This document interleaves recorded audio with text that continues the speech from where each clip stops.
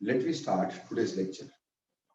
बेटा आज आपको ऑर्गेनिक केमिस्ट्री +2 का पहला चैप्टर में करवाने जा रहा हूँ, alkyl halides and aryl halides या कंपाउंड्स कंटेनिंग हेलोजन या halogen containing organic compounds. Halogen containing organic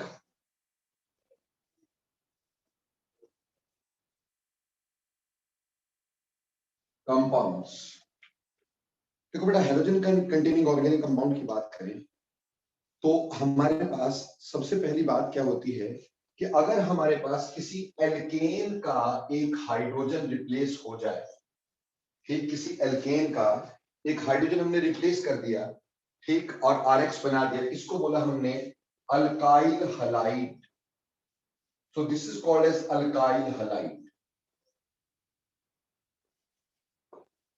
जैसे बेटे अगर मान लो CH3X हो गया या फिर C2H5X हो गया, ठीक, एटसेट्रा, किसी भी एल्केन का अगर हम हाइड्रोजन जो है वो किसी हेलोजन से रिप्लेस करते हैं तो उसको अल्काइल हैलाइड बोलते हैं बेटा, ठीक।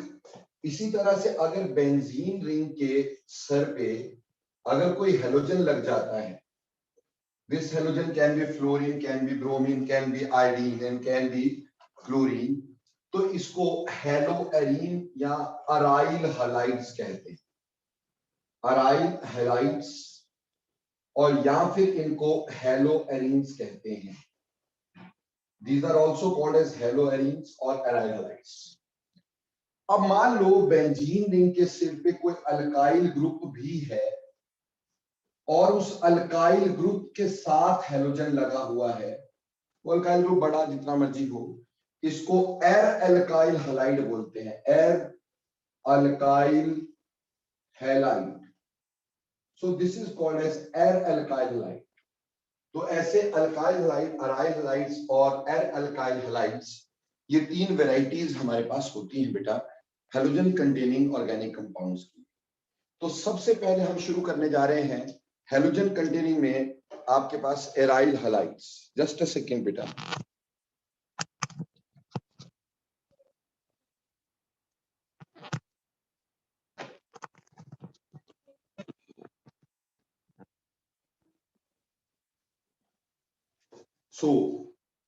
सबसे पहले हम पढ़ेंगे बेटा हेलो एल्केन्स, या जिसको अल्काइल हैलाइड्स कहते हैं, हेलो एल्केन्स और alkyl halide. Just a second, थोड़ा फोकस आउट जा रहा है, अब क्लियर है।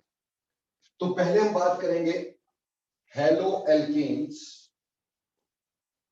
हेलो एल्केन्स और अल्काइल हैलाइड्स, अल्काइल हैलाइड्स, ठीक, हेलो एल्केन्स और अल्काइल हैलाइड्स। देखो बेटा, जब हम हेलो एल्केन्स की बात करते हैं, सबसे पहली प्रेपरेशन जो इसकी तुम्हें करवा रहा हूं, ध्यान दीजिएगा।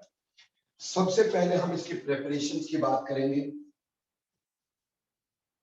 प्रेपरेशंस, देखो बेटा, सबसे पहली प्रेपरेशन होती है फ्रॉम हाइड्रोकार्बन्स, यानी फ्रॉम एल्केन्स इटसेल्फ, ठीक। सो पहली प्रेपरेशन है from alkanes, from alkanes. Alkane के थ्रू जब हम इसको बनाते हैं बेटा, तो इसको हम पढ़ रहे हैं फ्री रेडिकल सब्स्टिट्यूशन रिएक्शंस। तो थोड़ा ध्यान से पढ़ना है, free radical substitution reactions, free radical substitution reactions, ठीक है बच्चे। देखो, जब हम फ्री रेडिकल सब्स्टिट्यूशन रिएक्शन की बात करते हैं पुत्र, तो पहले एक छोटा सा एग्जांपल लेते हैं, फिर हम समझते हैं इसके बारे में। देखो बेटे, हमारे पास मान लो पहले था मीथेन, मीथेन में मैंने क्लोरीन को लगाया इन द प्रेजेंस ऑफ लाइट। देखो बेटा, फ्री रेडिकल रिएक्शन के लिए लाइट का होना जरूरी होता है, वैसे मैं आगे बताऊंगा इसके बारे में क्या क्या चीजें ले सकते हैं हम लोग, ठीक है। तो यहां से एक H जो होगा that will be replaced by chlorine, और हमारे पास बन जाएगा CH3Cl और साथ में बनेगा HCl। साथ में क्या बन जाएगा? HCl। HCl is given now. अगर तो हमारा मीथेन एक्सेस में हुआ तो ये एक्सेस में बनेगा। बेटे एक बात हमेशा ध्यान रखना, जितने भी तुम करेंगे मेरे साथ रिएक्शंस, तो यहां सबस्ट्रेट का नाम जरूर लिखना है तुमने अपनी कॉपी पे, और यहां प्रोडक्ट का नाम जरूर लिखना है, ठीक, ताकि तुम्हें आईयूपैक नेम भी साथ ही साथ रिवाइज होते रहे, और कल को आईयूपैक नेम के हिसाब से पूछा हुआ हो तो हमारे को कोई दिक्कत ना आए। इसको मिथाइल क्लोराइड या क्लोरोमीथेन बोलेंगे। लेकिन अगर बेटे हेलोजन एक्सेस में हुआ, if halogen is in excess, तो ये रिएक्शन यहां नहीं रुकेगा, ठीक, ये इसके दूसरे हाइड्रोजन को भी रिप्लेस करवाएगा, CH2Cl2 बना देगा और एक HCl और लिबरेट हो जाएगा। जैसे बेटे इसको हमने क्लोरोमीथेन बोला था, क्लोरोमीथेन बोला था, बेटे इसी चीज को हम बोलेंगे डाईक्लोरोमीथेन। डाईक्लोरोमीथेन, इस चीज को हम डाईक्लोरोमीथेन बोलेंगे बेटा। पर जब हेलोजन एक्सेस में है तो ये रिएक्शन यहां नहीं रुकेगा, this reaction will move forward, ठीक है, इन the presence of definitely light and giving us CHCl3। इसको हम ट्राईक्लोरोमीथेन भी कहते हैं, दिस इज कॉल्ड एज ट्राईक्लोरोमीथेन। और बेटे ट्राईक्लोरोमीथेन जो होता है इसको क्लोरोफॉर्म भी कहते हैं, this is also called as chloroform. देखो बच्चे, अगर यहाँ पे मान लो फ्लोरीन लगी होती, हम इसको फ्लोरोफॉर्म बोलते, अगर ब्रोमीन लगी होती ब्रोमोफॉर्म बोलते, अगर आयोडीन लगी होती तो आइडोफॉर्म बोलते। बेटा समझ में आई बात? पर अगर रिएक्शन में क्लोरीन एक्सेस में है तो ये अगला हाइड्रोजन भी जो होगा वो रिप्लेस हो जाएगा, और हमारे पास प्रोडक्ट जो है वो ये भी बनेगा CCl4। CCl4 मतलब समझ लो कि अगर if halogen in excess, if halogen in excess, अगर हेलोजन एक्सेस में हुआ तो वी गेट मिक्सचर, इन सब का मिक्सचर बनेगा हमारे पास, ठीक है, इन सब का मिक्सचर बनेगा। और अगर कहीं एल्केन एक्सेस में होता है, if methane in excess, methane in excess, अगर मीथेन एक्सेस में होता है तो मेजर प्रोडक्ट इज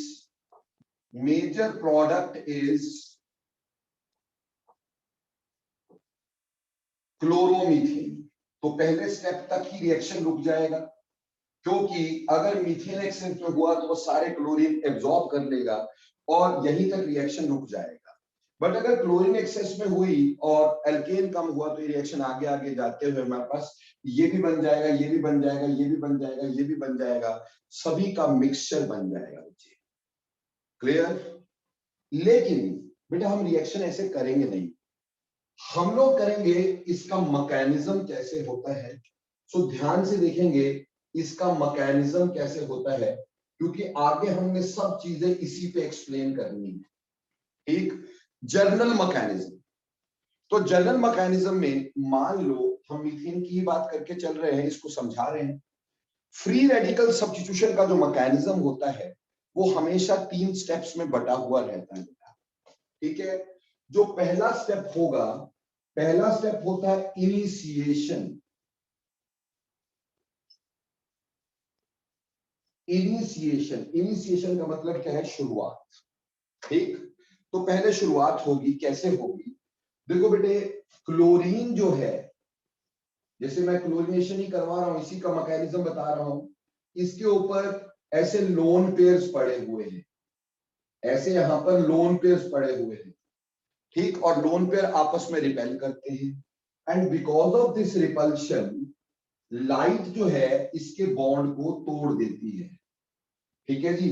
तो ये बॉन्ड टूट जाएगा और यहां होगी homolysis. Now what do you mean by homolysis? Homolysis का मतलब क्या होता है? बेटा होमोलिसिस का मतलब होता है when shared pair is equally distributed.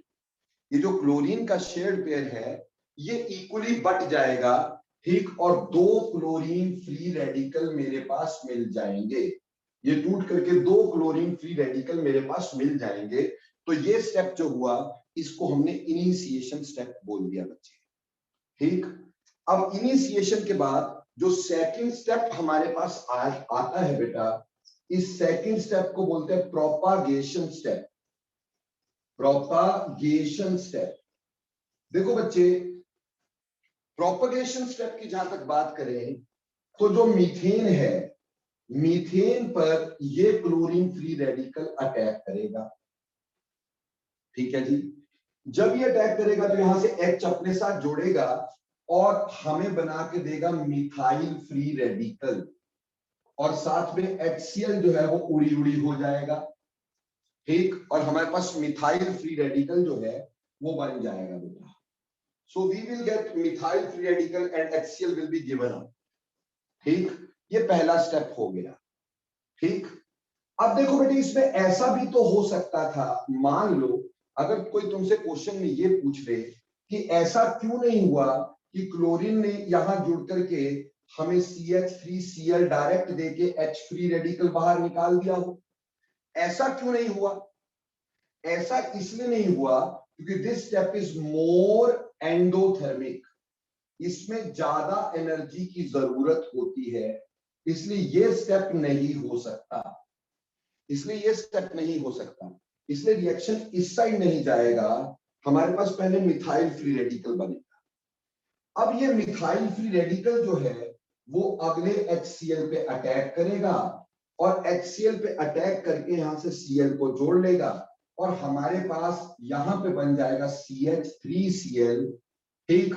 यहां पे अगले रादर क्लोरीन पे, नॉट HCl पे, क्लोरीन पे, क्लोरीन है ना बेटा, तो अगले क्लोरीन पे अटैक करेगा, एक Cl को अपने साथ जोड़ करके Cl फ्री रेडिकल बना देगा दोबारा से, और ये फ्री रेडिकल दोबारा किसी मीथेन पे अटैक करेगा, ऐसे अटैक होते चले जाएंगे, रिएक्शन होता चला जाएगा। तो ये प्रोपगेशन के दो स्टेप्स हैं, ये प्रोपगेशन के दो स्टेप हैं। पहला फ्री रेडिकल का attack on alkane to form a free radical, alkyl free radical, जो फर्दर क्लोरीन पे अटैक करेगा, ठीक। इसमें दो स्टेप्स में से पहला स्टेप जो होता है वो RDS यानी रेट डिटर्मिनिंग स्टेप होता है। Now what do you mean by rate determining step? बेटा रेट डिटर्मिनिंग स्टेप जिसके वजह से हम आगे रेट को देखेंगे कि रेट किसकी ज्यादा है, किसकी कम है, कौन जल्दी रिएक्ट कर रहा है, कौन कम रिएक्ट कर रहा है, ठीक है, ये इसी से पता चलेगा हमें। देखो बेटा स्टेप दो थे, लेकिन यहाँ पे एक्टिवेशन एनर्जी ज्यादा चाहिए होती है। एक्टिवेशन एनर्जी होती है किसी भी रिएक्शन को शुरुआत करने के लिए जो एनर्जी चाहिए होती है ना, तो यहाँ एक्टिवेशन एनर्जी मोर होती है, जिसकी वजह से ये रिएक्शन थोड़ा स्लो होता है और ये उसके मुकाबले थोड़ा सा फास्ट होता है, और इस वजह से ये RDS है यानी रेट डिटर्मिनिंग स्टेप है। इससे हम रेट की डिटर्मिनेशन करेंगे आगे जाके, जब हमें पता करना पड़ेगा किस पे रिएक्शन फास्टली हो सकता है, तो वो इसी पर्टिकुलर स्टेप को ध्यान में रखते हुए हम करेंगे। तो ये प्रोपगेशन हो गया। अब प्रोपगेशन के बाद जो तीसरा स्टेप हमारे पास आया, वो तीसरा स्टेप हमारे पास होता है जिसको हम बोलते हैं टर्मिनेशन, यानी खत्म हो जाना, टर्मिनेशन, ठीक है जी। अब जब हम टर्मिनेशन की बेटे यहां पे बात करेंगे तो टर्मिनेशन जो होगी हमारे पास, उसमें ये जो क्लोरीन फ्री रेडिकल बने हैं, हो सकता है किसी दूसरे क्लोरीन फ्री रेडिकल के सामने आए और सामने आकर के दोनों आपस में जुड़ जाएं और Cl2 बन जाए, जिससे फ्री रेडिकल खत्म हो जाए, ठीक। तो हमारे पास रिएक्शन ऐसे कंप्लीट हो जाएगा। लेकिन बेटा यहां पे कुछ अनएक्सपेक्टेड प्रोडक्ट भी रहते हैं जो कि एक्चुअली बंदे को समझ नहीं आते हैं। अनएक्सपेक्टेड प्रोडक्ट देखिए कैसे बनेंगे यहां पे। देखो बेटा ये जरूरी थोड़ी है कि भाई क्लोरीन क्लोरीन से जुड़े, ऐसा भी तो हो सकता है ये मिथाइल और मिथाइल सामने आ जाए, तो मिथाइल और मिथाइल सामने जब आएंगे तो ये भी आपस में जुड़ करके इथेन दे सकते हैं। तो बेटा एक क्वेश्चन भी आ जाता है कि in chlorination of methane, in chlorination of methane, chlorination of methane, small amount of ethane can be had, ethane can be had। ठीक, जब भी क्लोरीनेशन मीथेन की कर रहे हो तो छोटा मोटा प्रोडक्ट हमारे पास क्या हो सकता है, इथेन भी बन सकता है। क्यों? क्योंकि ये फ्री रेडिकल पास पास आके ऐसा भी बना सकते हैं। पर बेटे आज तो भाई भाई का नहीं रहा, तो ऐसा भी हो सकता है कि ये CH3 फ्री रेडिकल दूसरे फ्री रेडिकल के जैसे पास आए, इंस्पाइट जुड़ने के ये यहां से H निकाल ले और खुद मीथेन बना दे और यहां बन जाए CH2। क्या बन जाए? CH2। इसको मिथाइलिन कार्बीन बोलते हैं। क्या बोलते हैं? Methylene carbene. ऐसा भी पॉसिबल है। और ऐसे केस में जो मिथाइलिन कार्बीन है, ये बेटा अगर ये सामने सामने आए और इन्होंने आपस में जब भी पा लेने कि भाई हमें तो अपनों ने लूटा, ठीक, दोनों आपस में जब भी पाके रोते रहेंगे और यूं करके प्रोडक्ट बना देंगे CH2। ऐसा प्रोडक्ट हमारे पास बन सकता है। यानी देखो क्लोरीनेशन ऑफ मीथेन में ना केवल मिथाइल क्लोराइड बना, बल्कि इथेन भी बना, बल्कि इथीन भी बना। तो ऐसे में एक क्वेश्चन हमसे पूछ लिया जाता है बेटा कंपटीशन में, हम बोलते हैं in chlorination of methane, in chlorination of methane, methane which is not formed, which is not formed, कौन सा नहीं बनेगा? और हमने इसमें दिया A CHCl3, B दे दिया CH3CH3, C दे दिया CH2 डबल बॉन्ड CH2 और D दे दिया CH3CH2Cl और E भी दे दिया मैंने CH ट्रिपल बॉन्ड CH। देखो बेटे, और हमने F भी दे दिया, बोला कि यहाँ पे CH2Cl2, ऐसा कुछ कौन सा नहीं बनेगा? देखो बच्चे, ये तो बनेगा ही बनेगा, यहाँ पे बना है। इथेन वहां बता दिया बनेगा, इथीन वहां बता दिया बनेगा। पहली बात तो ये नहीं बनेगा कभी, क्योंकि इथेन बना ना जहां पर, वहां पे फ्री रेडिकल खत्म हो गए बेटा, फर्दर रिएक्शन नहीं हो पाएगा, इसलिए ये नहीं बनेगा। और दूसरा एसिटिलीन भी नहीं बनेगा, ये तो बन ही रहा था। तो इसमें ये दो आंसर आ जाएंगे। बोलो मेरे प्यारे बच्चों, मैकेनिज्म समझ में आया कि नहीं आया? और ये क्वेश्चन समझ में आया कि नहीं आया? और क्लोरीनेशन ऑफ मीथेन समझ में आई कि नहीं आई? जल्दी बोलना यस और no. Yes sir. Yes sir. Okay, तो मिटा दूं बच्चे इसको? Yes sir. अब देखो प्यारे बच्चों, मैं तुम्हें इसकी डिटेल्स बताता हूं। अभी तो ये सिर्फ क्लोरीनेशन ऑफ मीथेन हुई, ठीक, पर मैं इसकी डिटेल्स आपके साथ शेयर करता हूं। देखो बेटे, अभी कभी भी कोई रिएक्शन जब हम पढ़ते हैं तो हर रिएक्शन में क्या होता है, हर रिएक्शन के अंदर एक सबस्ट्रेट होता है। सबस्ट्रेट यानी जिसपे अटैक होना हो, जैसे अभी मीथेन था सबस्ट्रेट, ठीक है जी। तो एक सबस्ट्रेट होता है, सबस्ट्रेट के ऊपर हमेशा एक रिएजेंट को लगाया जाता है, ठीक। जैसे अगर यहां हमने क्लोरीन लगाया था तो क्लोरीन भी हो सकता है, फ्लोरीन भी हो सकता है, ब्रोमीन भी हो सकता है, आयोडीन भी हो सकता है, एक्सेट्रा एक्सेट्रा। फिर उसके बाद हम एक सॉल्वेंट भी लिया करते हैं, हम एक सॉल्वेंट भी लिया करते हैं बेटा, कि कौन सा सॉल्वेंट इसमें यूज होगा, ठीक। फिर उसकी कुछ कंडीशंस होती हैं कि क्या टेम्परेचर, क्या प्रेशर, कैसी कंडीशंस रखनी पड़ेंगी, ठीक। और फिर हमारे पास प्रोडक्ट बनता है। तो बेटे हम जब भी कोई रिएक्शन को पढ़ेंगे तो हम ये 5 चीजें पढ़ेंगे। सबसे पहली चीज होती सबस्ट्रेट कैसा हो, दूसरे नंबर पे होता है रिएजेंट कैसा हो, तीसरे नंबर पे होता है सॉल्वेंट कैसा लें, चौथे नंबर पे कंडीशन कैसा रखें, 5वें नंबर पे प्रोडक्ट क्या बनेगा। ठीक है, हम ये पांचों चीज की परत दर परत चलते चले जाएंगे ताकि आपको सबसे अच्छे से आसानी से समझ में आ जाए। क्लियर? तो चलिए सबसे पहले हम इसमें पकड़ेंगे सबस्ट्रेट कैसा होगा। सबस्ट्रेट, ठीक, देखो बेटा सबस्ट्रेट पार्ट की बात करें तो यहां पे सबस्ट्रेट हमारे पास कोई भी एल्केन होगा, कोई भी एल्केन होगा। ठीक, किसी भी तरह का एल्केन हमारे पास सबस्ट्रेट की तरह यहां वर्क कर सकता होगा। So we will be taking substrate alkene.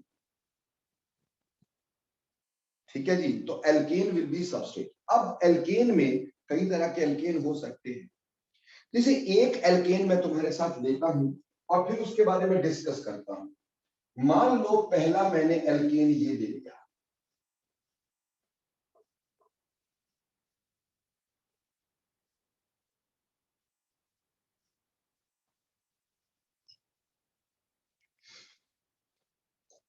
ये एल्केन मैंने ले लिया है। ठीक है, अब प्यारे बच्चों हमें यहां पे देखना है कि कितने तरह के हमारे पास यहाँ पे कार्बन हैं। ठीक, देखो बच्चे जब हम इस कार्बन की बात करेंगे तो इस कार्बन को हम बोलेंगे प्राइमरी कार्बन। जो कार्बन आगे सिर्फ एक ही कार्बन से जुड़ा होता है उसको प्राइमरी कार्बन बोलते हैं, फर्स्ट डिग्री कार्बन बोलते हैं। Similarly this is also primary carbon, ये प्राइमरी कार्बन है। और ये जो है ये आगे 3 कार्बन से जुड़ा है, 3 कार्बन से जुड़ा हुआ टर्शरी कार्बन होगा, थर्ड डिग्री कार्बन। ये 2 कार्बन से जुड़ा है, ये सेकेंडरी कार्बन होगा, ये सेकेंडरी कार्बन होगा। और बेटे ये एक से जुड़ा है, ये प्राइमरी कार्बन होगा। ठीक है बच्चे, लेकिन ऑब्वियसली यहां पे ये भी प्राइमरी है, ये भी प्राइमरी है। ठीक है, तो जब हम प्राइमरी की बात करते हैं इसमें सबसे आसानी से रिप्लेस होने वाला हाइड्रोजन कौन सा होगा, हमें यह समझना है सबसे पहले। देखो बेटे अगर मान लो हमारे पास ये वाला हाइड्रोजन यानी जिसको मैं प्राइमरी बोल रहा हूं, ठीक, तो मैंने इधर इस प्राइमरी को थोड़ा डैश लगा देता हूं। ठीक, उसका रीजन अभी समझाऊंगा मैं। मान लो अगर ये प्राइमरी, इफ पहला बात हो गई कि if primary hydrogen is replaced, तो पहले अटैक इस पे होगा। उसकी वजह से हमारा जो फ्री रेडिकल बनेगा वो कैसा बनेगा, CH2 free radical, CH3 CH2 CH3, ये फ्री रेडिकल बनेगा अगर ये वाला हाइड्रोजन रिप्लेस हो। प्यारे बच्चों ये वाला और ये वाला हाइड्रोजन सेम है, क्योंकि अगर मैं यहां पे करता हूं तब भी ऐसा ही बनेगा, यहां पे करूंगा तब भी उसका आयुपेक नेम सेम आएगा। सो ये दोनों इक्विवेलेंट कार्बन हैं, एक जैसे कार्बन हैं, चाहे इधर लगाओगे आयुपेक नेम कंपाउंड का सेम ही आएगा। इसलिए दोनों इक्विवेलेंट हाइड्रोजन हैं, इक्विवेलेंट कार्बन हैं। इसका फ्री रेडिकल ये बनेगा। नाउ मान लो अगर हमने बोला if secondary hydrogen is replaced, अगर सेकेंडरी हाइड्रोजन रिप्लेस किया यानी ये वाला, तो सेकेंडरी हाइड्रोजन रिप्लेस करने से हमारा फ्री रेडिकल बनेगा CH3CH CH3 CH free radical CH3 which is a secondary free radical। ठीक है जी, अब मान लो अगर टर्शरी रिप्लेस किया, if tertiary hydrogen is replaced, अगर टर्शरी हाइड्रोजन को रिप्लेस किया तो ये वाला हाइड्रोजन ये वाला टर्शरी रिप्लेस होगा, तो हमारे पास CH3C, यहां CH3, यहां फ्री रेडिकल और यहां पे CH2, यहां CH3 बनेगा which is a tertiary free radical. मान लो अगर बेटे हमारे पास ये वाला रिप्लेस हुआ कि if primary decree dash is replaced, अगर मेरे पास ये लास्ट वाला रिप्लेस हुआ तो बेटे हालांकि ये प्राइमरी है बट इसके मुकाबले अलग तरह का प्रोडक्ट बना बनाएगा CH3 CH3H CH2 free radical. आपने ये देखा कि मैंने जो जो हाइड्रोजन को रिप्लेस करवाया है उसकी जगह मैंने यहाँ पे फ्री रेडिकल बनाया है। अब फ्री रेडिकल की स्टेबिलिटी की अगर हम बात करते हैं ना बेटा, तो फ्री रेडिकल की स्टेबिलिटी देखी जाती है on the basis of number of factor, जिसमें सबसे बड़ा फैक्टर वैसे तो रिजोनेंस होता है। रिजोनेंस सबसे ज्यादा स्टेबिलिटी की तरफ लेके जाता है, बट यहाँ कहीं रिजोनेंस नहीं दिख रही थी, तो हम हाइपर कॉन्जुगेशन देखेंगे। हाइपर कॉन्जुगेशन के लिए उससे अगले कार्बन के हाइड्रोजन का नंबर देखते हैं। ठीक है, जैसे बेटे हमारे पास इसमें अगले कार्बन पे कितने हाइड्रोजन है? सिर्फ एक। तो यहाँ पे 1 अल्फा हाइड्रोजन है, यहाँ पे 1 अल्फा हाइड्रोजन है, इसके अगले कार्बन पे एक ही अल्फा हाइड्रोजन है। अगर मैं इधर बात करूंगा तो इसके अगले कार्बन पे एक यहां और 3 यहां, तो यहाँ 4 अल्फा हाइड्रोजन होंगे, यहाँ 4 अल्फा हाइड्रोजन होंगे।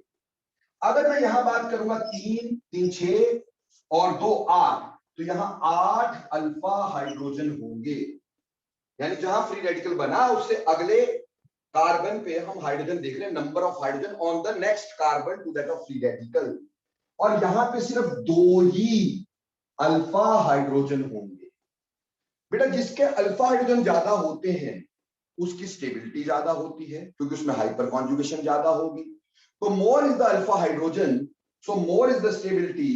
अगर बेटे मैं इसको 1 बोल दूं, इसको 2 बोल दूं, इसको 3 बोल दूं और इसको 4 बोल दूं, और तुमसे ये पूछूं कि इसमें से कौन सा फ्री रेडिकल स्टेबल है, अगर इसमें से मैं पूछ लूं कि इसमें से कौन सा फ्री रेडिकल स्टेबल है, स्टेबिलिटी का ऑर्डर तुमसे पूछ लूं, तो समझ में आएगा जिसमें अल्फा हाइड्रोजन ज्यादा है, यानी थर्ड इज मोर स्टेबल, उसके बाद सेकंड इज मोर स्टेबल, उसके बाद फोर्थ इज मोर स्टेबल, और लास्टली 1 इज मोर स्टेबल। अगर हम स्टेबिलिटी की बात करते हैं, इन फ्री रेडिकल की स्टेबिलिटीज की बात करते हैं, उस हिसाब से देखा जाए जो स्टेबल होगा वो जल्दी बनेगा। इसलिए अगर मैं ease of replacement of hydrogen देखता हूं, ease of replacement of hydrogen, replacement of hydrogen, hydrogen की रिप्लेसमेंट की ईज बोलता हूं, तो अगर मैं आपसे पूछूं कि यहां पे कौन ज्यादा आसानी से हाइड्रोजन रिप्लेस होंगे, सो बेटा टर्शियरी हाइड्रोजन सबसे आसानी से रिप्लेस होते हैं, then that of secondary hydrogen replace होते हैं, और लास्टली प्राइमरी हाइड्रोजन रिप्लेस होते हैं। सबसे आसानी से रिप्लेस कौन सा होता है? टर्शियरी। यानी सबसे ज्यादा स्पीड कौन से प्रोडक्ट की होगी? बेटा टर्शियरी वाले प्रोडक्ट की स्पीड सबसे ज्यादा होगी, सबसे फास्ट ये रिएक्शन करेगा, कि इसमें सबसे आसानी से रिएक्शन भी होगा, बड़ी जल्दी क्विकली ये बनेगा भी। तो ये आपके पास टर्शियरी हाइड्रोजन की रिप्लेसमेंट सबसे आसान, फिर सेकेंडरी, फिर प्राइमरी। अगर मान लो डिग्रीज बराबर है, मान लो दोनों ही प्राइमरी, जैसे इसमें और इसमें दोनों में प्राइमरी है, तो हमें सिर्फ अल्फा हाइड्रोजन देखना था, तो फोर्थ प्रोडक्ट ज्यादा आसानी से बनता है। तो इस केस में specifically primary 1' hydrogen can be replaced easily than that of primary hydrogen. Primary 1' hydrogen can be replaced more easily than primary hydrogen. तो कौन सा हाइड्रोजन कितनी आसानी से रिप्लेस होगा? बोलो बेटे, वो समझ में आया कि नहीं आया? सर हाँ जी सर, जो टर्शियरी हाइड्रोजन है वो सबसे ज्यादा स्टेबल है, तो फिर सर वो रिप्लेस जल्दी क्यों होगा? नहीं, टर्शियरी हाइड्रोजन स्टेबल नहीं है बेटा, टर्शियरी फ्री रेडिकल स्टेबल है, इसलिए टर्शियरी हाइड्रोजन आसानी से दिया जा सकता है बेटा। क्लियर? Okay sir. तो tertiary free radical is more stable, not hydrogen. यहां जो मैंने बोला स्टेबिलिटी किसकी है? ये फ्री रेडिकल्स की, जो फ्री रेडिकल बने हैं उनकी स्टेबिलिटी। तो tertiary free radical is most stable, then that of secondary, then that of, you can say, third is more stable than that of second, which is 4 is greater than 1। ये in free radical की stability का order है बेटा। तो वो देखो, वैसे तुम्हें बता दूं, ये स्टेबिलिटी वेबिलिटी का ऑर्डर नहीं होता, ये ईज ऑफ फॉर्मेशन का ऑर्डर होता है। जो ज्यादा आसानी से बनता है हम उसको बोल देते ज्यादा स्टेबल है। एक्चुअली स्टेबल क्या होंगे? ये तो बेटा हमारे पास रिएक्शन इंटरमीडिएट्स है, रिएक्शन के बीच में बनेंगे तो कैसे स्टेबल होंगे? स्टेबल नहीं होते, ईज ऑफ फॉर्मेशन होती है, पर जिसको हम स्टेबिलिटी बोल देते हैं। जो आसानी से बना हम बोलते हैं ज्यादा स्टेबल होगा, ज्यादा आसानी से बन गया होगा। इसी तरह tertiary free radical can be formed most easily, ठीक, इसलिए टर्शियरी हाइड्रोजन को रिप्लेस करना सबसे आसान होगा। तो जब भी तुम्हें यह देखना होगा कि कौन सा हाइड्रोजन सबसे आसानी से रिप्लेस होगा, तो आपने उस हाइड्रोजन को निकालने के बाद उसके आसपास जुड़े कार्बन, उसके साथ वाले कार्बन पे अल्फा हाइड्रोजन देख लेने हैं। More is the alpha hydrogen, more is the stability of free radicals and more will be hydrogen replaced easily. बोलो clear? Yes Yes. Sir. Yes, sir. तो ये तो हो गया सबस्ट्रेट में हम क्या देख सकते हैं। सबस्ट्रेट में सिर्फ हम हाइड्रोजन की डिस्प्लेसमेंट देखेंगे, कौन हाइड्रोजन सबसे आसानी से डिस्प्लेस होता है, कौन मुश्किल से डिस्प्लेस होता है, हम ये सब देख सकते हैं यहाँ पर, ठीक है जी। अब दूसरी बात आ गई रिएजेंट।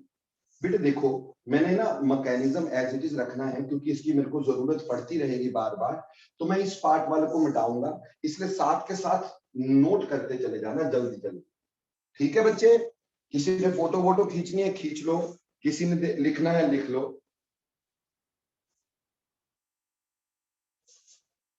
लिख लिया बच्चे? Yes sir. ओके। अब सबस्ट्रेट पार्ट के बाद हमारे पास दूसरी पार्ट है रिएजेंट। इसमें रिएजेंट कैसा हो या इनमें रिएजेंट कौन सा होगा और किसकी रिएक्टिविटी कैसे होगी। रिएजेंट देखो बेटे, हम यहाँ पे हैलोजिनेशन कर रहे हैं। हम क्या कर रहे हैं? हैलोजिनेशन। देखो फ्री रेडिकल तो कई सारे रिएक्शन होते हैं, पर फ्री रेडिकल सब्स्टिट्यूशन कई जगह हो सकती है, पर यहाँ हम क्या कर रहे हैं? हैलोजिनेशन। हम सिर्फ हैलोजिनेशन की ईज को देखना चाह रहे हैं यहाँ पे, और कुछ नहीं। तो हैलोजिनेशन में हमारे पास हो सकता है फ्लोरिनेशन, क्लोरिनेशन, ब्रोमिनेशन, आयोडीनेशन, ठीक?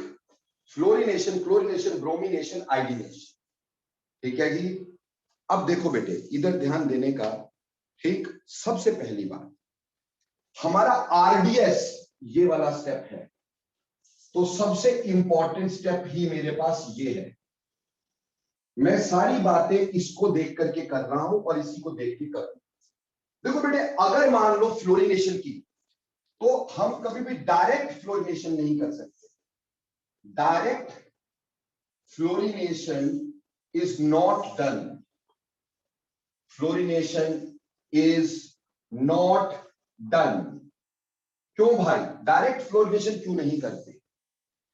क्योंकि अगर डायरेक्ट फ्लोरिनेशन करने की कोशिश करूंगा तो यहां HCl की जगह HF बनेगा। क्या बनेगा? HF बनेगा। और बेटे HF की फॉर्मेशन हाईली एक्सोथर्मिक, तो बेटे फोटो पे हार चढ़ सकता है। समझ रहे मेरी बात? तो पहली बात, direct fluorination is not done because formation of HF is highly exothermic. Direct fluorination तो कभी नहीं करेंगे। क्यों? क्योंकि बेटा सबसे पहली बात, HF की फॉर्मेशन होती है जो हाईली एक्सोथर्मिक होती है, ठीक? और उससे देयरफॉर रिएक्शन इज एक्सप्लोसिव। इसलिए मेरे प्यारे बच्चों, हमें कहीं पे भी फ्लोरिनेशन डायरेक्ट नहीं करनी है। तो सर फिर कैसे करनी है? देखो बेटे, फ्लोरिनेशन इज डन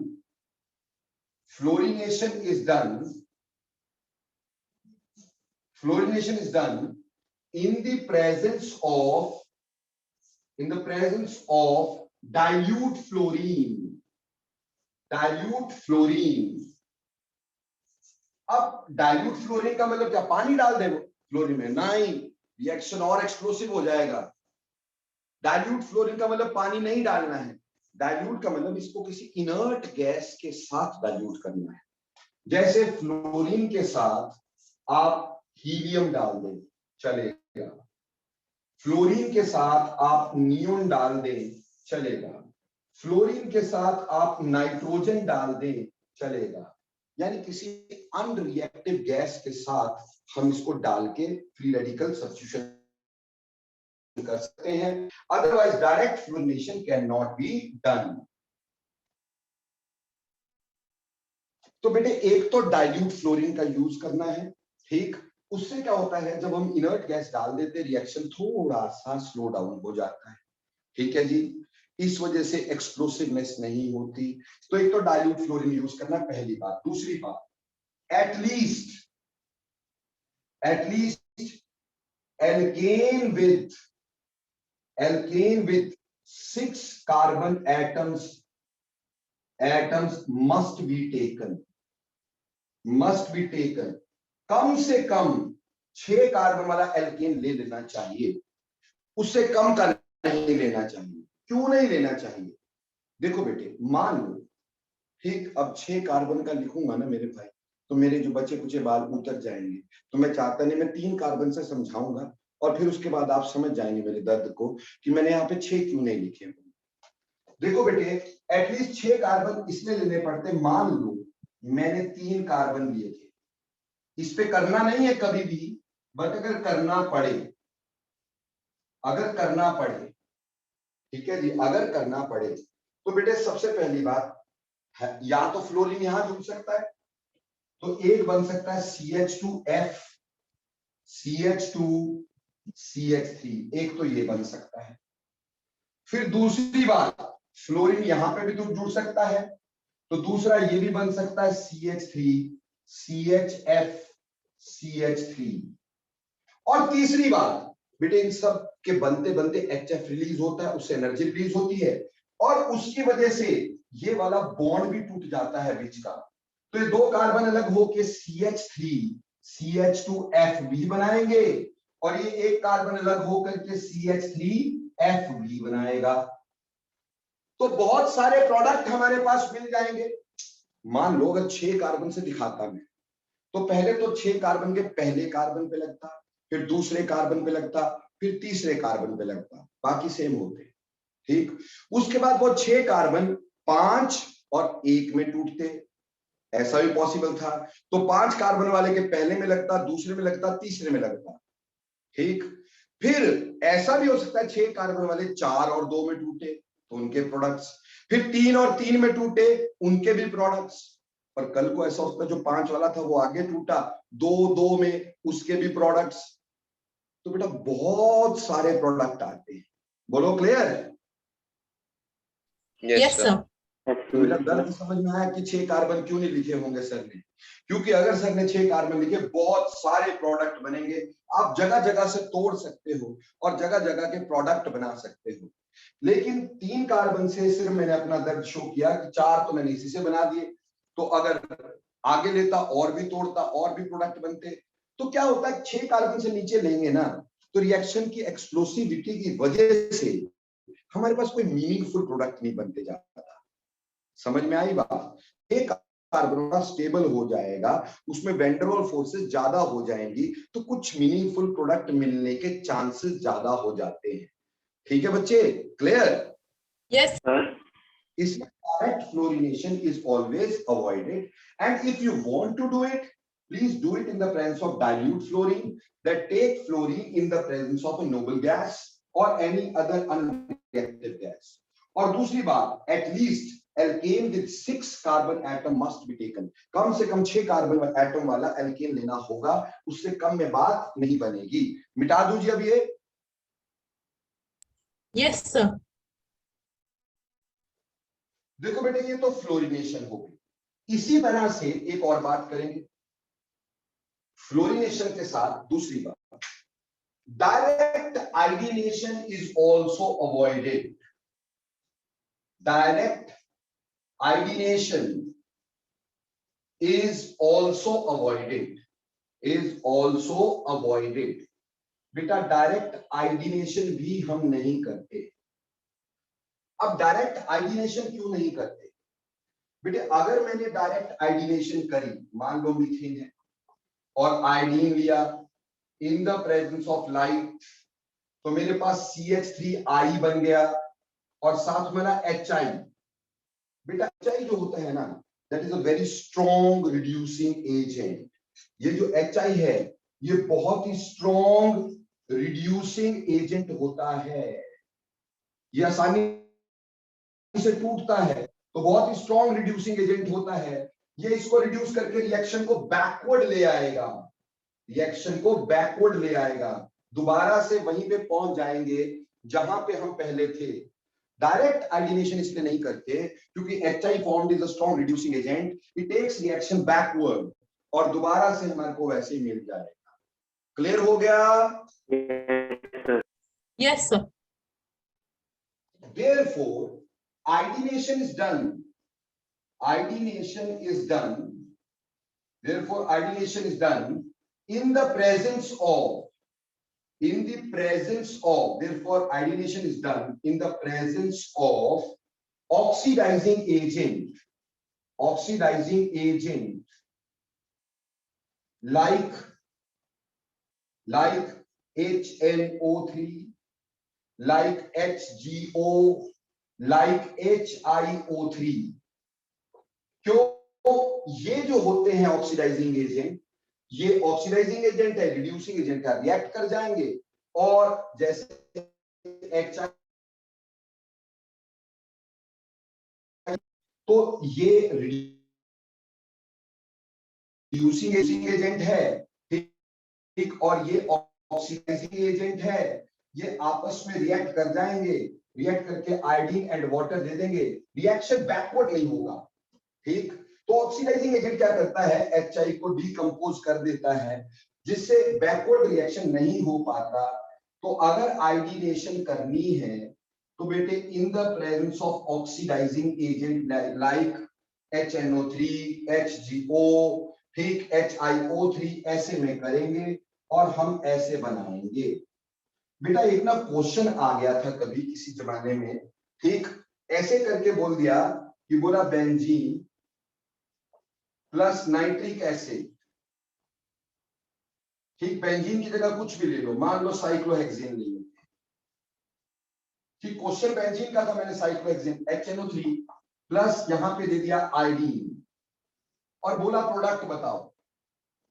अब बच्चे कंफ्यूज है कि HNO3 क्या करेगा, HNO3 तो भैया बहुतों ने यहाँ पे नाइट्रो लगा दिया, जबकि हमें समझ में आ गया इस बात का कि ये तो ऑक्सीडाइजिंग एजेंट है, ये सिर्फ ऐसे डराने के लिए लिखा हुआ है। तो इसका प्रोडक्ट जो होना चाहिए वो साइक्लोहेक्सेन के ऊपर आयोडीन लगा होना चाहिए। This is only used as oxidising agent, this is only used as oxidising agent. तो अभी समझ में आया आयोडीनेशन डायरेक्टली क्यों नहीं कर सकते? Yes, sir. Yes, sir. हाँ बेटे, क्लोरीनेशन ब्रोमिनेशन आराम से कर सकते हैं विदाउट एनी परेशानी के। तो chlorination bromination can be done with even one carbon or with two carbon with simply chlorine and bromine, taking chlorine and bromine, take nothing else to be taken. Chlorination and bromination be done easily. तो बोलो बेटा अब हम इसमें ये पढ़ेंगे कि भैया इसमें फिर रिएक्टिविटी किसकी ज्यादा हुई। ऑब्वियसली इसका मतलब फ्लोरीन का रिएक्शन एक्सप्लोसिव है, बहुत जल्दी फ्लोरीन यहाँ अटैक करेगा, तो फ्लोरीनेशन सबसे आसानी से होगी, then chlorination, then bromination, then iodination. तो जब हम स्पीड की बात करेंगे, रिएक्शन की स्पीड की बात करेंगे, तो फ्लोरीनेशन सबसे क्विक, फिर क्लोरीनेशन, फिर ब्रोमिनेशन, फिर आयोडीनेशन, क्योंकि फ्लोरीन फ्री रेडिकल बहुत रिएक्टिव होगा, बहुत जल्दी यहाँ पे क्या रिएक्ट करेगा, HF बनाएगा, हाईली एक्सोथर्मिक, बहुत जल्दी बनेगा, HCl उससे स्लो बनेगा, HBr उससे स्लो बनेगा, HI तो सबसे स्लो बनेगा, ठीक। इसलिए फ्लोरीनेशन सबसे fast, then chlorination, then bromination, then iodination. बोलो रिएजेंट की हर एक बात समझ में आई कि नहीं आई? Yes, sir.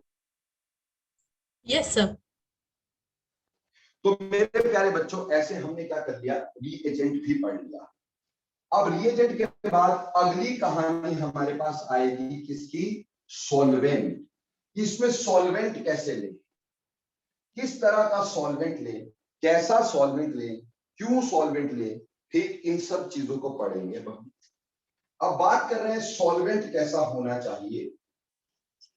देखो बच्चे यहां पे हम नॉन पोलर एप्रोटिक सॉल्वेंट का यूज करते हैं।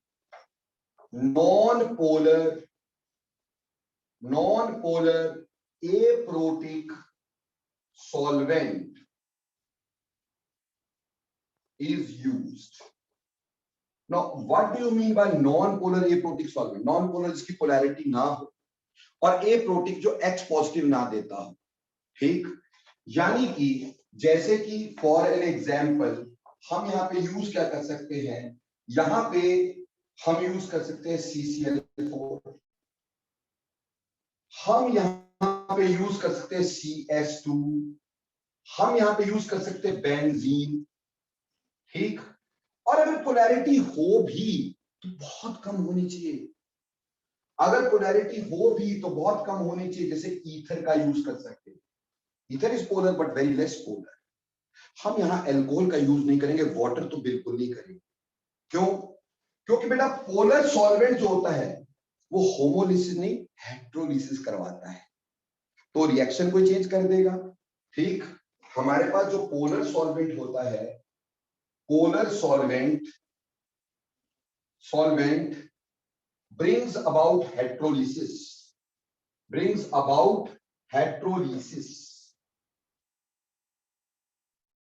पोलर सॉल्वेंट जो है, ठीक? आपके पास जैसे यहां पे होमोलिसिस होनी जरूरी है, ठीक है जी, तभी फ्री रेडिकल बनेगा, लेकिन अगर पोलर सॉल्वेंट हुआ तो बेटा Cl पॉजिटिव Cl नेगेटिव ऐसे हेट्रोलिसिस हो जाएगी, रिएक्शन का मैकेनिज्म ही चेंज हो जाएगा, रिएक्शन का प्रोडक्ट ही चेंज हो जाएगा, everything will be changed. Clear? इसलिए कभी भी पोलर सॉल्वेंट का यूज बिल्कुल नहीं करना है। नॉन पोलर या फिर लेस पोलर एप्रोटिक सॉल्वेंट जो प्रोटॉन ना देता हो, ऐसे सॉल्वेंट की हमें जरूरत होगी, जैसे CCl4, CS2, बेंजीन, ईथर। बेटे ऐसे कई और सॉल्वेंट होते हैं जैसे DMSO, dimethyl sulphoxide, DMF, dimethyl formamide, ऐसे कुछ सॉल्वेंट्स का हम यूज कर सकते हैं। बोलो बच्चे, सॉल्वेंट क्लियर हो गया कि नहीं हो गया? Yes sir. ओके, अब हमने सॉल्वेंट भी देख लिया कौन सा चाहिए। अब सॉल्वेंट के बाद हमारे पास आती है क्या? कंडीशंस। सॉल्वेंट के बाद हमारे पास क्या आती है बेटा? कंडीशंस, कि हमें कंडीशन कैसी चाहिए, ठीक है जी। तो अगली बात आ गई कंडीशन। देखो बेटा,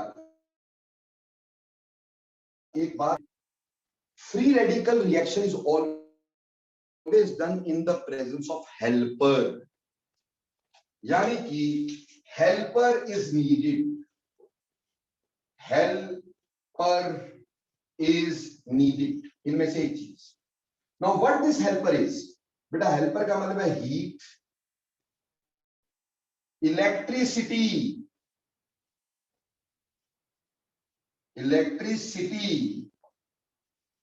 light, peroxides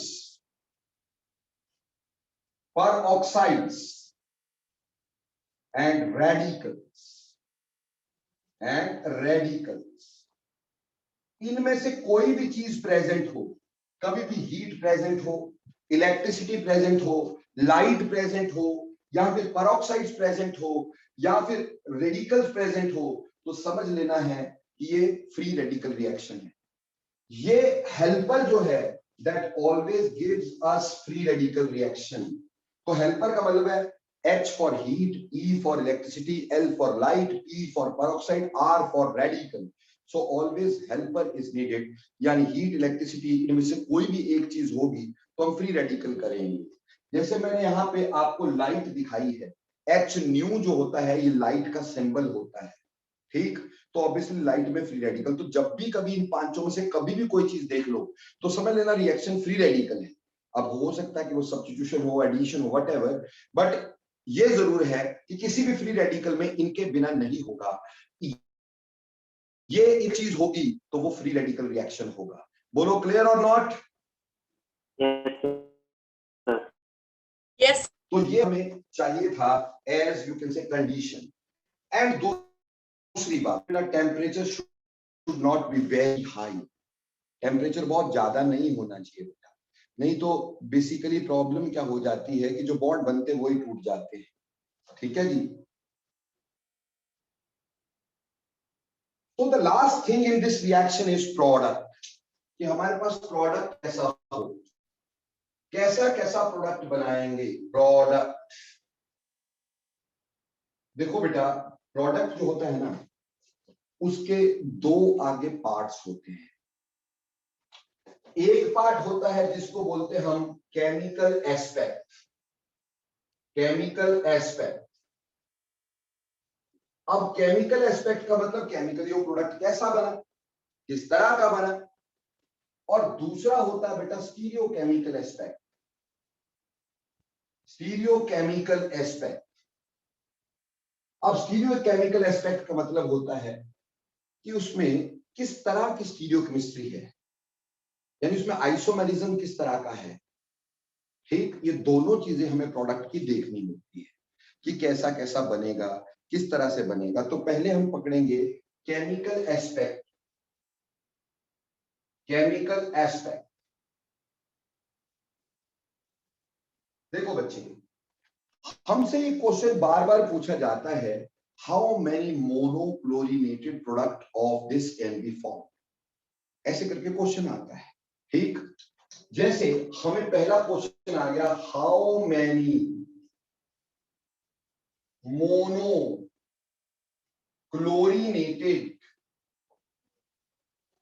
products can be had.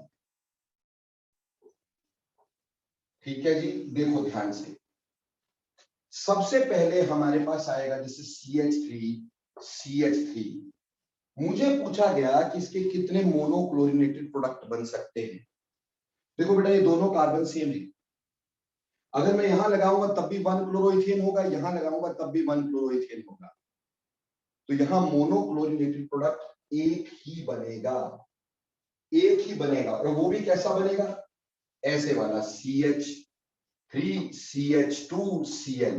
अब चाहे वो यहां लगा दो यहां लगा दो, एक ही बात है। तो only 1 monochlorinated product can be had out of this.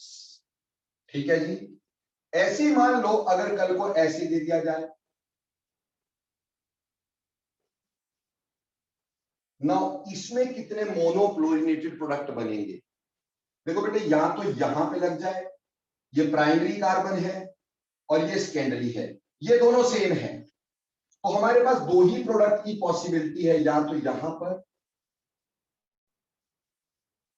ठीक, और या फिर यहां पर CH3 CHCl CH3। ठीक, ऐसे ही अगर मेरे को ऐसे बोल दिया जाता है कि इसके कितने मोनोक्लोरिनेटेड प्रोडक्ट है, ध्यान से देखें, हमें देखने में लग रहा है 2 मोनोक्लोरिनेटेड प्रोडक्ट है ना, और बिल्कुल 2 ही है, या तो यहां लग सकता है या यहां लग सकता है। पर एक छोटी सी और भी चीज करते हैं हम, CH3 CH2 CH2 CH3 ये है मेरे पास, और मुझे पूछा कि इसमें कितने मोनोक्लोरिनेटेड प्रोडक्ट बनेंगे, how many monochlorinated product of this can be form. देखो बेटे, यहां पे अगर ध्यान देंगे तो होगा क्या, ये वाला कार्बन प्राइमरी और ये वाला, ये इक्विवेलेंट है, एक जैसे। यहां लगाओगे तब भी 1 क्लोरो और यहां लगाओगे तब भी 1 क्लोरो, यानी एक प्रोडक्ट तो मेरे पास ये बना CH2Cl CH2 CH2 CH3, एक तो ये बन गया। दूसरा, अगर बेटे मेरे पास सेकेंडरी भी है तो यहां पे भी लग सकता है। ठीक है जी, तो हमारे पास यहां पे भी लग सकता है, पर यहां और यहां अगेन सेम है। अगर मैं यहां पे भी लगा देता हूं तो हमारे पास CH3 CH2 CHCl CH3, ठीक, ऐसा प्रोडक्ट बन जाएगा। अब चाहे वो यहां लगाते, यानी हम इसको यहां ना लगा के यहां लगा देते तो एक ही बात होती, तब भी 2 क्लोरो होता, अगर यहां लगाते तब भी 2 क्लोरोब्यूटेन होता। बेटे समझ में आया कि नहीं? Yes, sir. Yes sir. लेकिन लेकिन अब यहां से गुगली शुरू होती है। अब क्या है कि जब हमने ये देख लिया तो हमने ये देखना है कि क्या इसमें कोई ऐसा कार्बन है जिसके चारों ग्रुप डिफरेंट है। जिसपे जुड़े हुए चारों ग्रुप डिफरेंट हैं। यहां पे अगर आप देखोगे इस कार्बन का 2H सेम है, इस पे भी 2H सेम है, इस पे भी 2H सेम है, इस पे 3H सेम है, कोई भी ऐसा नहीं जिसपे चारों ही ग्रुप अलग अलग। लेकिन अगर इस कार्बन को ध्यान दोगे, इस कार्बन को ध्यान दोगे तो इसमें क्या होगा, इस कार्बन का एक जगह पे क्या लगा CH3, एक जगह पे Cl, एक जगह पे H और एक जगह पे ये ग्रुप पूरा का पूरा। यानी इसको मैं अगर ऐसे बना दूं तुम्हारे साथ CH3C, ऊपर H दिखा देता हूं, यहां Cl दिखा देता हूं, यहां C2H5, कंडेंस करके मैंने इसको लिख दिया है। तो इसमें चारों ग्रुप डिफरेंट है, और जब चारों ग्रुप डिफरेंट होते हैं तो इसको बोलते हैं कायरल कार्बन। ये आगे पढ़ाऊंगा तुम्हें मैं। कायरल कार्बन, लिखने में चिरल आया, चिरल है ना, लोग कहीं चिरल ही बोलते, चिरल नहीं होता, कायरल कार्बन होता है। अगर कायरल कार्बन निकल आए कहीं पर, अगर कभी कायरल कार्बन निकल आए बच्चे, तो एक बात ध्यान रखना, उसमें 2 ऑप्टिकल आइसोमर्स बनेंगे। अगर एक कायरल कार्बन होगा, 2 ऑप्टिकल आइसोमर बनेंगे, तो इसके यहां पर एक D फॉर्म कहलाती है, एक L फॉर्म कहलाती है। बताऊंगा D क्या और L क्या, क्लियर करेंगे अपन डेफिनेटली। पर यहाँ पे अगर कभी भी कायरल कहा जाए तो बेटा याद रखना 2 फॉर्म्स बनती हैं उसकी, D एंड L। इसलिए यहाँ पे मोनोक्लोरिनेटेड प्रोडक्ट 3 प्रोडक्ट्स बने। देखने में हमें 2 लग रहे थे ना, लेकिन प्रोडक्ट कितने बने बेटे, प्रोडक्ट बने 3। समझ में आई बात कि नहीं आई? Yes sir. Yes sir. एक मस्त क्वेश्चन जो कि IIT एडवांस में आया हुआ है, ठीक, उसको यहां पे डिस्कस कर रहा हूं। क्वेश्चन ऐसे था, ये था, और हमें बोला गया कि इसमें मैंने क्लोरीनेशन करी in the presence of light, number of product n बने, नंबर ऑफ प्रोडक्ट n बने, और इस n की मैंने फ्रैक्शनल डिस्टिलेशन करी, फ्रैक्शनल डिस्टिलेशन करी, तो नंबर ऑफ प्रोडक्ट्स m बने। नंबर ऑफ प्रोडक्ट कितने बने, m फ्रैक्शंस आए, m fractions were there. Fractional distillation से हमारे पास n fractions were there. Clear जी? क्वेश्चन ये था, ठीक, इसके ऊपर क्लोरीनेशन करी तो n प्रोडक्ट्स बने, और m फ्रैक्शनल डिस्टिलेशन से m फ्रैक्शंस बने। हमसे पूछा था what is n plus m, m plus n की वैल्यू क्या होगी, ठीक, ये क्वेश्चन दिया था। अब ध्यान दो, ये वाला जो है इसको मैं थोड़ा हिंदी में लिख रहा हूं, ये थोड़ा अंग्रेजी में लिखा हुआ है। CH3, ऊपर चला गया CH3, ठीक, यहां पे H, यहां CH2, यहां CH3। बेटा ये आइसोपेंटेन हुआ। क्या हुआ? आइसोपेंटेन, या बोल सकते 2 मिथाइल ब्यूटेन। क्या है ये?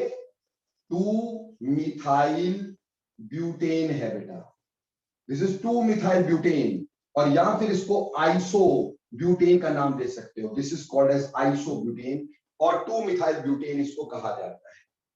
ठीक है जी, आइसोपेंटेन, 5 कार्बन है तो आइसोपेंटेन होगा, ठीक, 2 मिथाइल ब्यूटेन एंड आइसोपेंटेन। अब इसमें प्रोडक्ट देखिएगा, प्रोडक्ट प्लीज ध्यान दीजिएगा, कितने प्रोडक्ट बने हैं हमारे पास। या तो ये वाला हाइड्रोजन रिप्लेस हो सकता है, अगर ये वाला हाइड्रोजन रिप्लेस हुआ मेरे प्यारे बच्चों, तो हमारे पास बनेगा CH2Cl, CH, CH3, CH2CH3। बोलो, इज इट क्लियर और not? Yes sir. Yes sir. अगर इस पे होगा तो सेम ही, उसका आयुर्वेद नेम सेम होगा। ये दोनों इक्विवेलेंट कार्बन होंगे, ये और ये दोनों इक्विवेलेंट कार्बन होंगे।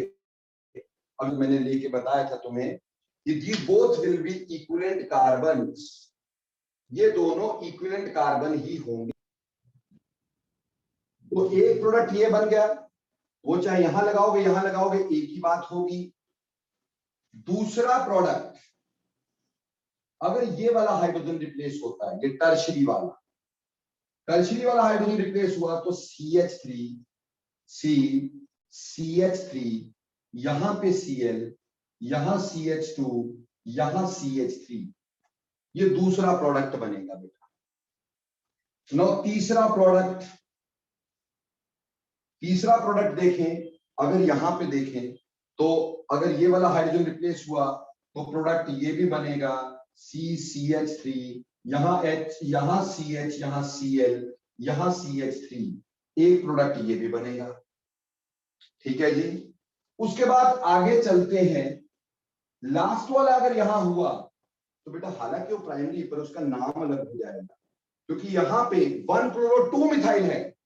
अगर मैं यहां लगा देता हूं CH3C CH3H CH2 CH2Cl, तो इसका नाम अलग है, ये 1-chloro-3 मिथाइल ब्यूटेन है।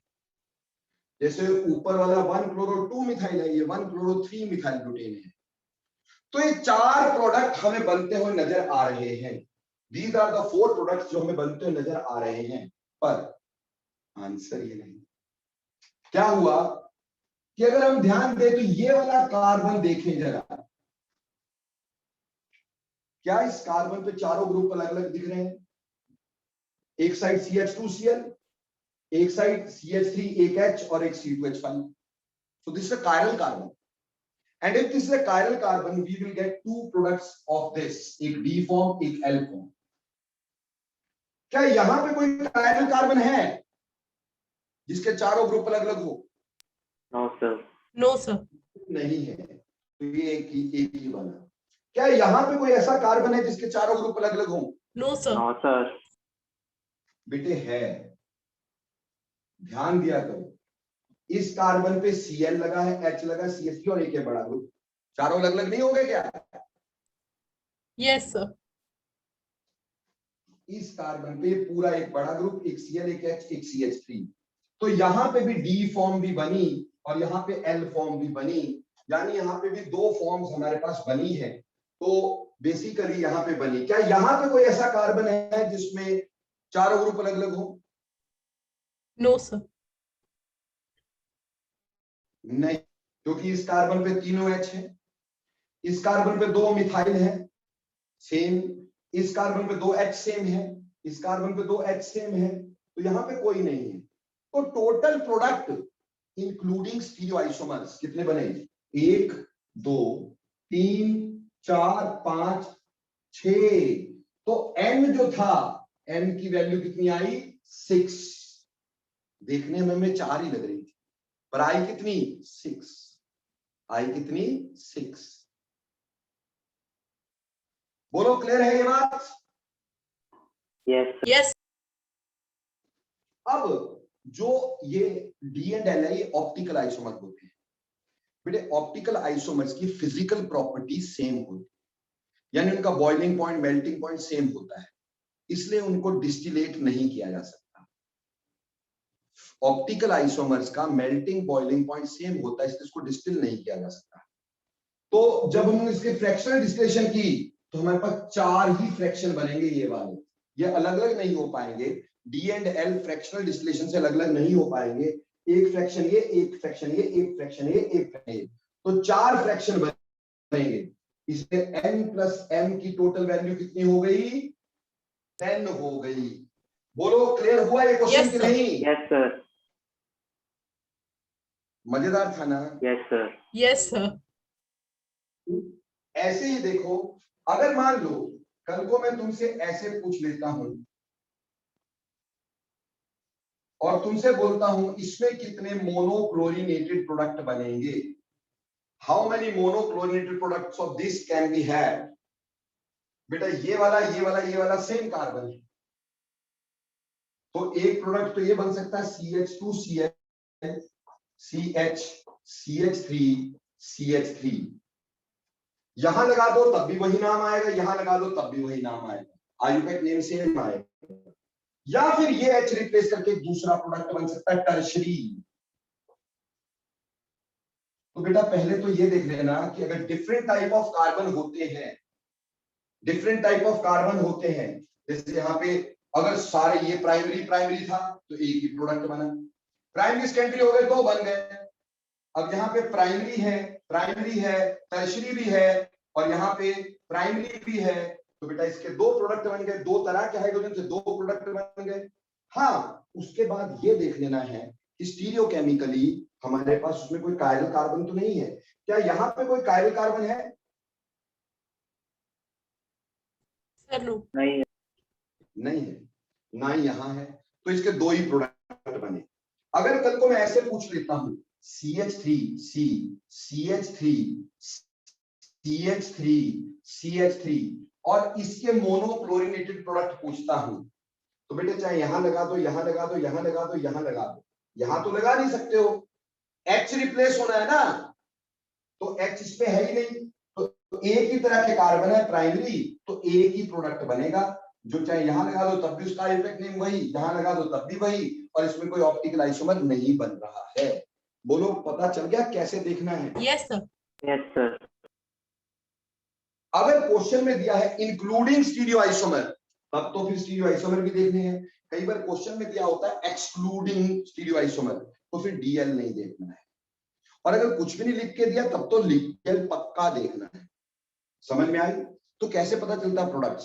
देखो बेटा, आप पहले तो कार्बन देख लो, अगर सारे कार्बन एक जैसे हैं, यानी सारे प्राइमरी है, जैसे इसमें सारे ही प्राइमरी है, तो भैया दूसरी तरह का कार्बन ही नहीं है, तो प्रोडक्ट एक बन।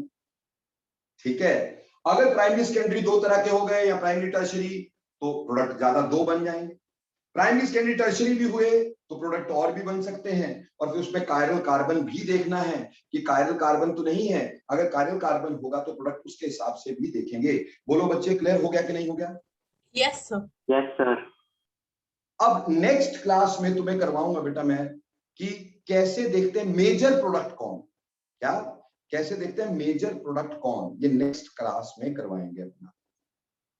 ठीक? Yes sir. यस बोलो सर। आज मजा आया कुछ पढ़ के भाई? Yes sir. Yes sir. कोई बात नहीं, अगली क्लास में और भी मजे देंगे। फिर साइड हो ना। हाँ जी, साइड हो जाते जनाब। तो इस तरह से करके आज की कहानी यही। अगली बार प्रोडक्ट का हम परसेंटेज देखेंगे कि कौन सा मेजर कौन सा माइनर। यहाँ तो प्रोडक्ट निकाल लिए कि मोनोक्लोरिन, ऐसा भी पूछ सकते डाइक्लोरिनेटेड, तो दो दो क्लोरीन लगा के देखना, एक ही कार्बन पे भी हो सकते दोनों क्लोरीन, अलग अलग पे भी हो सकते हैं। तो डाइक्लोरिनेटेड पूछते नहीं है वैसे, पर अगर पूछ लें तो। ठीक? Yes sir. चलिए, तो नेक्स्ट टाइम मिलते हैं।